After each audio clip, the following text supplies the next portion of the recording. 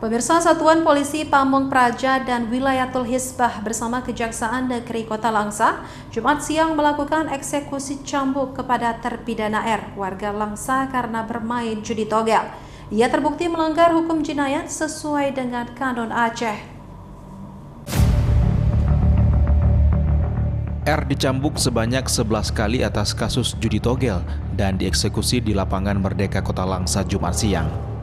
Pelaksanaan hukuman cambuk didasarkan pada putusan Mahkamah Syariah dan terdakwa telah melanggar Kanun Aceh nomor 6 tahun 2014 tentang hukum jenayah. Sebelumnya R mendapatkan hukuman 15 kali cambuk.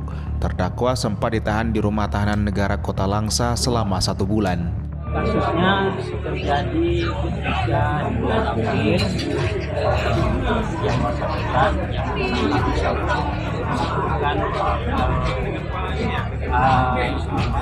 mesir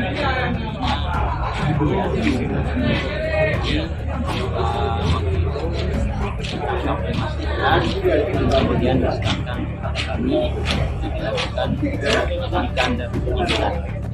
Setelah mendapatkan hukuman cambuk dari jaksa eksekutor, R langsung dilepas kembali ke masyarakat. Dari Kota Langsa, Rahmat Wahyudi, iNews melaporkan.